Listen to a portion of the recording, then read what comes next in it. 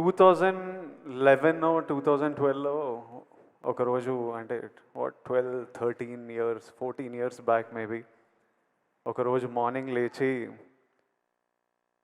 Straight అవే idlebrain.com అని కొట్టేటోడిని. అది అప్పటికే 6 మంత్స్ 8 మంత్స్ నుంచి అదే హ్యాబిట్ అనమాట. పొద్దున్న లేవడం idlebrain.com అని కొట్టడం, కొట్టి అందులో ఏదైనా కాస్టింగ్ కాల్ ఉందా అని చూడడం.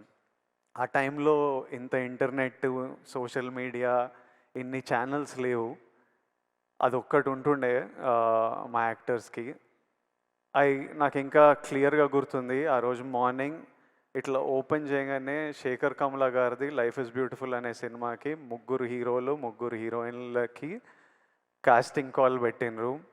వొడాఫోన్ కంపెనీతో శేఖర్ గారు ప్రెస్ మీట్ పెట్టినరు. ఆ రోజు మొత్తం అంటే హ్యాపీ డేస్ తర్వాత హ్యాపీ డేస్ చేసేటప్పుడు నేను ఇంకా ఇంటర్మీడియట్ డిగ్రీ ఫస్ట్ ఇయర్లో ఉండే. అప్పుడు మరీ చిన్నగా ఉండే. అప్పటికి యాక్టర్ అవ్వాలని కోరిక కూడా లేకుండే.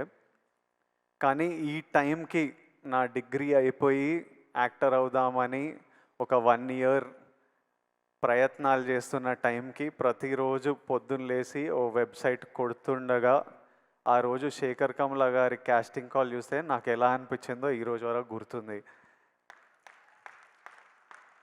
ఆ కాస్టింగ్ కాల్కి అప్లై చేయడము, ఆ ఆడిషన్లకు వెళ్ళడము 6 నెలలు పట్టింది. ప్రతిరోజు టెన్షనే, ఈరోజు అవుతుందా కాదా, ఈ సినిమా దొరుకుతుందా లేదా. కానీ ఆ టెన్షన్ కూడా ఒక తృప్తి అనమాట. అంటే it gave you a reason.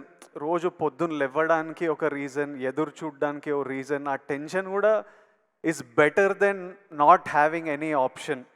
అంటే ఆ ముందు 7 నెలలు 1 ఇయర్ ఆప్షన్ కూడా లేనప్పుడు ఎట్లుండేనో నాకు తెలుసు. ఈ 6 నెలలు ఈ ఛాన్స్ దొరుకుతుందా లేదా అని తెలియదు. కానీ మనం ప్రయత్నం చేయొచ్చురా, ఓ ఆపర్చునిటీ ఉందిరా, ఓ ప్లాట్ఫామ్ ఉందిరా, ఆఫీస్కి వెళ్తున్నాం, మా అసిస్టెంట్ డైరెక్టర్లకు కాల్ చేస్తున్నాం, అన్న ఏమైంది, మళ్ళీ ఎప్పుడు పిలుస్తారో ఎప్పుడు తెలుస్తుందని.